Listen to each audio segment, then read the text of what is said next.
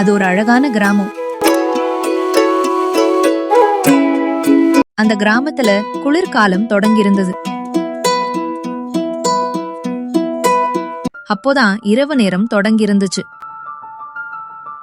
அந்த இரவு நேரத்துல ஒரு சின்ன பையன் கையில விளக்கும் கையில டிஃபன் பாக்ஸை எடுத்துட்டு நடந்து போயிட்டு இருந்தான். அந்த சின்ன பையன் ராமு ஊரை விட்டு ரொம்ப தூரம் தாண்டி காட்டுக்குள்ள நடந்து போயிட்டு இருந்தான். அவன் எங்க போறான்? யாருக்காக சாப்பாடு எடுத்துட்டு போறான்? ரொம்ப தூரம் நடந்து அவன் அந்த குடிசைய வந்து சேர்ந்தான். வீட்டு கதவை தட்டினான். கதவை தொறங்க, நான் ராமு வந்திருக்கேன். கதவை தொறங்க, கதவை தொறங்க, நான் ராமு வந்திருக்கேன். கதவை தொறங்க. அட, யார் இந்த பையன்? ரொம்ப நேரமா கதவை தட்டிக்கிட்டு இருக்கா. இவன் தினமும் இங்க வர்றத பாக்குறேனே, இவன் யாரு? அதுவா? அது பெரிய கதை, சொல்றேன் கேளு. இங்க தினமும் வர்ற இந்த சின்ன பையன் ராமு பக்கத்துல இருக்கிற அழகான கிராமத்துல தான் இருக்கான். அவனோட அப்பா முத்து ஒரு விவசாயி. ராமுவோட அம்மாவுக்கு உடல்நிலை ரொம்ப மோசமா இருந்தது. வீட்ல இருக்கிற எல்லாரும் அவங்கள ரொம்ப வெறுத்தாங்க. அவங்கள உண்மையா நேசிக்கிறதும் நல்லா பாத்துக்கிறதும் ராமு மட்டும்தான். அவன் அம்மாவுடைய உடல்நிலைய நினைச்சு ரொம்ப வருத்தப்பட்டான். ராமுவோட அம்மாவுக்கு ரொம்ப நாளா உடம்பு சரியில்லாம போனதுனால முத்து கிட்ட ராமுவோட பாட்டி செண்பகம், இங்க பாருடா முத்து, உன் பொண்டாட்டியால எந்த பிரயோஜனமும் இல்ல, உன்னால அவளை குணப்படுத்தவும் முடியாது, நீ அவளை விட்டுட்டு இன்னொரு கல்யாணம் பண்ணிக்கோ, அதுதான் உனக்கு நல்லது அப்படின்னு சொன்னாங்க. அம்மா பேச்ச தட்டாத முத்து மனைவியோட உடல்நிலைய நினைச்சு பார்த்தாரு. அம்மா சொன்னதுதான் சரின்னு நினைச்சு இன்னொரு கல்யாணம் பண்ணிக்கலாம்னு முடிவு பண்ணாரு. அதன்படி பக்கத்து ஊர்ல இருக்கிற ராணின்ற பெண்ணை திருமணம் செஞ்சுக்கிட்டாரு. அடாட, என் மருமக எவ்வளோ அழகு, என் கண்ணே பட்டுடும் போல இருக்கு. ராணி, எல்லா பொறுப்பையும் இனிமே உன்கிட்ட கொடுக்கறேன், நீதான் இனிமே இந்த வீட்டை பாத்துக்கணும். ஆனா ராணி ரொம்பவும் திமிர் பிடித்த பெண்ணாக இருந்தா. அவளுக்கு முத்துவோட முதல் மனைவிய சுத்தமா பிடிக்கல. ராணி உடம்பு சரியில்லாத பொண்ணுன்னு கூட பாக்காம தன் கணவரோட மூத்த மனைவி செல்விய ரொம்ப வேலை வாங்கினா. ஏய், என்னடி மசமசன்னு வேலை பாக்குற, சீக்கிரம் ஆகட்டும் அப்படின்னு கடுமையான வார்த்தையால எப்பவுமே செல்விய புண்படுத்திட்டு இருப்பா. அப்ப கூட செல்வி ஒரு வார்த்தையும் பதில் பேசாம தன்னோட மகனுக்காக அந்த வீட்டில ரொம்ப கஷ்டப்பட்டு வேலை செஞ்சா. ஒரு நாள் செல்விக்கு ரொம்ப உடம்பு சரியில்லாம இருந்துச்சு. ஆனா அப்ப கூட செல்வி சமையல் பண்ணிட்டு இருந்தா. ராமு எப்பவும் அம்மா கூடவே இருப்பான். செல்வி சமையல் பண்ணிட்டு இருக்கும் போது அவனுக்கு இருமல் வந்துருச்சு. அப்படி இருமும் போது ராணி பாத்துட்டா. அடச்சி, என்னடி சமையல் பண்ணும்போது இருமிட்டு இருக்க? உன்னோட நோய் எங்களுக்கும் வரணும்னு நினைக்கிறியா? யாராவது சமைக்கும் போது இப்படி பண்ணுவாங்களா? உன்னை என்ன பண்றேன் பாரு. என்ன மன்னிச்சிடுங்க, எனக்கு இன்னைக்கு ரொம்ப உடம்பு சரியில்லை, அதனாலதான் என்னையும் மீறி நான் இருமிட்டேன், தப்பா நினைச்சுக்காதீங்க, நான் வேற சாம்பார் வச்சிட்றேன் அப்படின்னு எவ்வளவு சொல்லியும் ராணிக்கு கோவம் அடங்கல. அதனால செண்பகமும் ராணியும் செல்விய வீட்டை விட்டு துரத்தாலாம்னு முடிவு பண்ணாங்க. செண்பகமும் ராணியும் சேர்ந்து திட்டம் தீட்டி செல்விய வீட்டை விட்டு துரத்தலாம்னு முடிவு பண்ணத ஒரு ஓரமா நின்னு ராமு கேட்டுட்டு இருந்தான். ஆனா அவனா ரொம்ப சின்ன பையன், அவனால அதை தடுக்க முடியல. இங்க பாருடி, நீ இப்பவே இந்த வீட்டை விட்டு வெளியில போ, எங்கேயோ கண்காணாத இடத்துக்கு போய் என்னவோ பண்ணு, எங்க வீட்டு பக்கம் வரவே கூடாது, புரிஞ்சுதா? அதுக்கப்புறம்தான் செல்வி ஊரை விட்டு தனியா இந்த காட்டுக்குள்ள வந்து ஒரு குடிசை போட்டு இங்க வாழ்ந்துட்டு வந்தாங்க. ராமு தினமும் அம்மாவுக்கு வீட்ல யாருக்கும் தெரியாம இப்படி சாப்பாடு எடுத்துட்டு வந்து கொடுத்து அம்மாவ அன்பா கவனிச்சுக்கிறான். அச்சச்சோ, பாவம் இந்த ராமு, அதனாலதான் தினமும் அம்மாவை பார்க்க வரானா? ஆமா, ஆனா இன்னைக்கு ரொம்ப நேரமா ராமு கதவை தட்டிக்கிட்டே இருக்கானே, அதான் ஏன்னு எனக்கு புரியல. ஒருவேளை ராமுவோட அம்மாவுக்கு ஏதாவது ஆயிருக்குமா? ரொம்ப நேரமா கதவை தட்டி அம்மா திறக்காததுனால கதவை உடைச்சிட்டு உள்ள ஓடி போய் பார்த்தான்.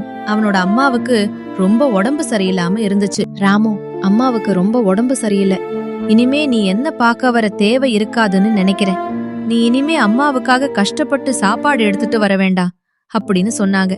ஆனா ராமு அம்மா கிட்ட எடுத்துட்டு வந்த சாப்பாட்ட சாப்பிட சொன்னா. அம்மா, நீ அப்படியெல்லாம் பேசக்கூடாது, முதல்ல உனக்காக ஆசையா கொண்டு வந்த சாப்பாட சாப்பிடுமா, எனக்கு உன்னை விட்டா வேற யாரு இருக்காமா? மதன் கொண்டு வந்த சாப்பாட செல்வி ஆசையா சாப்பிட்டாங்க.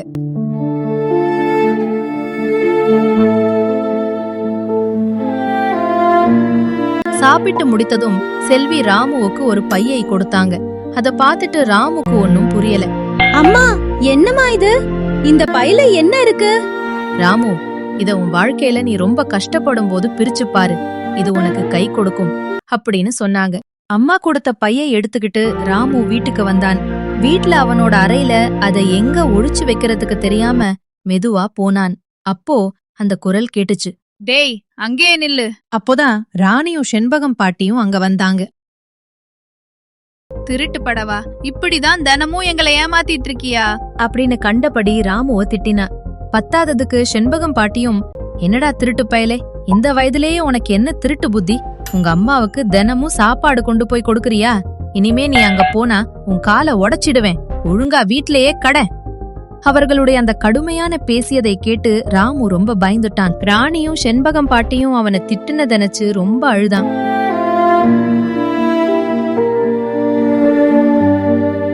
ஆனாலும் அடுத்த நாள் இரவும் உங்க அம்மாவை தேடி போனான்.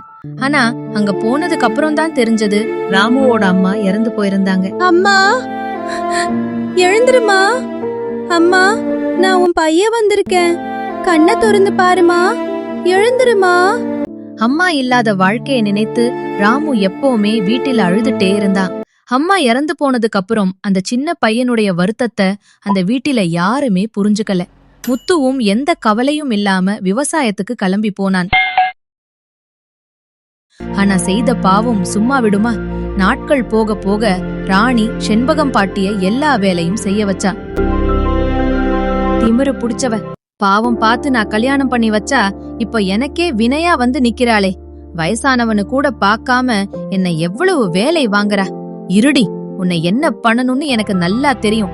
எப்படி செல்வியை இந்த வீட்டை விட்டு துரத்துனேனோ அதே மாதிரி உன்னையும் முத்துக்கிட்ட சொல்லி எப்படியாவது வீட்டை விட்டு துரத்துற வேலைய முதல்ல செய்யறேன். வயல்ல விளைஞ்ச காய்கறிகளை எல்லாம் சந்தையில போய் வித்துட்டு வருவதற்காக முத்து சந்தைக்கு போனான். வாங்கம்மா வாங்க, கத்திரிக்காய், தக்காளி, கீரை, முருங்கக்காய், எல்லா காய்கறியும் நல்லா இருக்குமா, வாங்கம்மா வாங்க. ஆனா சந்தையில எல்லா கடையிலும் மக்கள் வாங்கினாங்க. முத்துக்கிட்ட மட்டும் காய்கறிகளை யாருமே வாங்கல.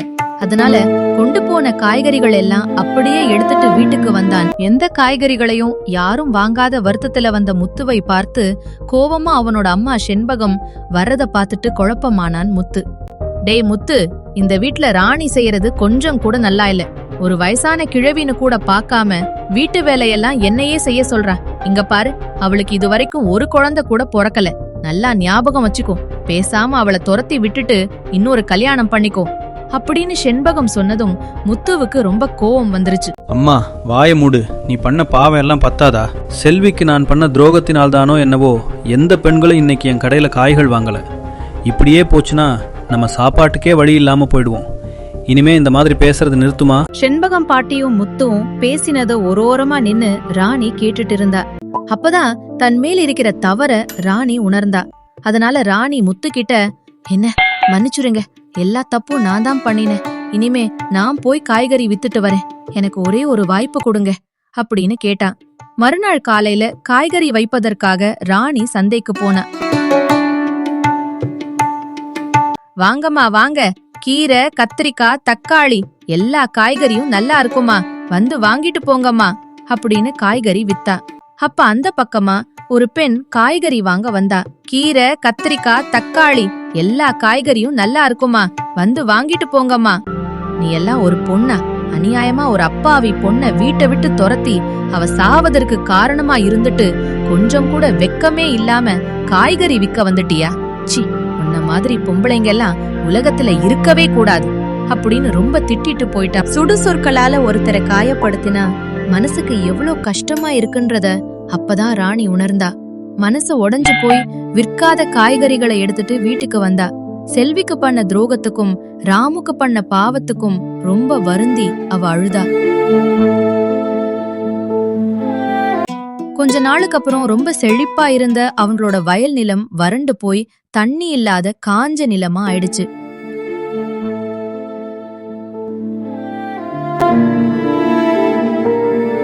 என்ன பண்றதுன்னு தெரியாம 3 பேரும் ரொம்ப சோகமா உட்கார்ந்து இருந்தாங்க.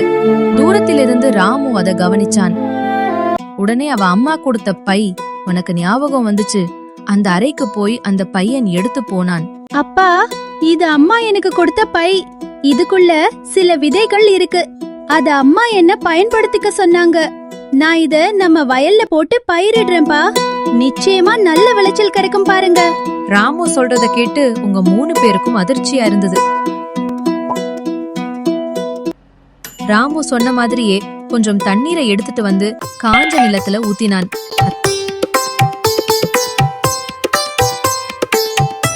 அப்புறமா அவங்க அம்மா கொடுத்த விதைகளை விதைத்தான். முத்து எதுவுமே தெரியாம குழப்பத்தில் இருந்தான். திருப்பியும் தண்ணி விட்டு பயிர் வளரத நல்லா கவனிச்சான். பயிர்கள் அழகா வளர ஆரம்பிச்சது. கொஞ்ச நாளுக்கு அப்புறம் ஒரு அழகான திராட்சை தோட்டமா உருவாகி இருந்தது. பார்த்துட்டு ராமுக்கு ரொம்ப சந்தோஷம். அப்புறமா ராணியும் முத்துவும் ராமு கிட்ட வந்து, உங்க அம்மா கொடுத்த விதை என்ன, மந்திர விதையா ராமு அப்படின்னு ராணி கேட்டா. அதில் எந்த மந்திரமும் இல்லை. அது என்னுடைய அம்மாவுடைய தூய்மையான அன்பு மட்டும்தான். நல்ல எண்ணங்கள் மட்டும்தான் நம்மள நல்லா வாழ வைக்கும். நான் நல்லா இருக்கேன்னு எங்க அம்மா நினைச்சாங்க. அதனாலதான் இன்னைக்கு இந்த தோட்டம் உருவாங்கிருக்கு. ராமு, உன் அம்மா செல்வியுடைய நல்ல குணத்தை புரிஞ்சுக்காம நான் செல்விக்கு பெரிய பாவத்தை பண்ணிட்டேன். என்ன மன்னிச்சுடு ராமு. என்ன உன் அம்மாவா ஏத்துக்கோ. ராமு, எந்த தகப்பனும் தன் மகனுக்கு செய்யக்கூடாத தப்பெல்லாம் நான் உனக்கு செஞ்சிட்டேன். ஆனாலும் நம்ம குடும்பம் நல்லபடியா வாழ்வதற்கு ஒரு நல்ல வழிய எனக்கு காட்டியிருக்க. என்ன மன்னிச்சிரு ராமு.